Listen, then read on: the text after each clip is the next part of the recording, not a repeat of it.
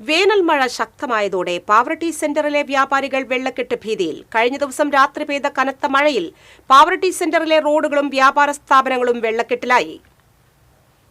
സെന്ററിലെ 5 വ്യാപാര സ്ഥാപനങ്ങളിൽ വെള്ളം കയറി നാശനഷ്ടമുണ്ടായതായി വ്യാപാരികൾ വ്യക്തമാക്കി. പാവറട്ടി സെന്ററിനോട് ചേർന്നുള്ള റോഡരികിലെ കാനകളിൽ മാലിന്യങ്ങൾ കെട്ടിക്കിടക്കുന്നതാണ് വെള്ളക്കെട്ടിന് ഇടയാക്കുന്നത്. കാലവർഷം ആരംഭിക്കുന്നതിന് മുൻപ് പാവറട്ടി പഞ്ചായത്തും പൊതുമരാമത്ത് വകുപ്പും അടിയന്തരമായി ഇടപെട്ട് വെള്ളക്കെട്ടിനും ഗതാഗതക്കുരുക്കിനും ശാശ്വത പരിഹാരം കാണണമെന്ന് Pavaratty merchants association president AJ Varghese ആവശ്യപ്പെട്ടു. ഇന്നലെ പെയ്ത മഴയ്ക്ക് പാവറട്ടിയിലെ വ്യാപാര സ്ഥാപനങ്ങളിലെ 5ഓളം വ്യാപാര സ്ഥാപനങ്ങളിലെ വെള്ളം കയറുകയുണ്ടായി. നമ്മുടെ ഈ അശാസ്ത്രീയമായ നിർമ്മാണ പ്രവർത്തനങ്ങളുടെ ഭാഗമായിട്ട് തന്നെ വീണ്ടും ഓരോ വർഷവും ഇത് ആവർത്തിച്ചുകൊണ്ടിരിക്കുകയാണ്.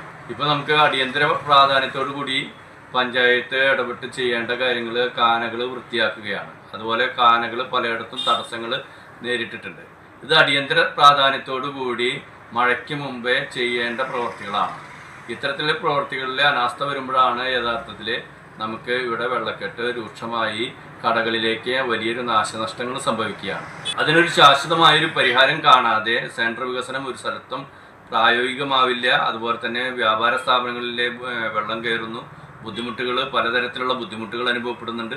ഇതിനൊക്കെ പരിഹാരം കാണാനായിട്ട് ഇപ്പോഴത്തെ PWD ഉദ്യോഗസ്ഥരും പഞ്ചായത്ത് അധികൃതരും ഉണർന്ന് പ്രവർത്തിക്കണം.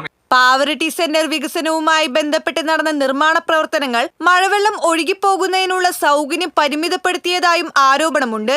കോടികൾ ചിലവഴിച്ച് ആരംഭിച്ച സെന്റർ വികസന പദ്ധതി ഇപ്പോൾ പാതി വഴിയിൽ നിലച്ച നിലയിലാണ്. പാവറട്ടി സെന്റർ വികസനം പൂർത്തിയാകാത്തതിൽ ഗതാഗതക്കുരുക്കും അപകടങ്ങളും വെള്ളക്കെട്ടും ഉണ്ടാകുന്നതായാണ് വ്യാപാരികളുടെ പരാതി. TCV news, Pavaratti.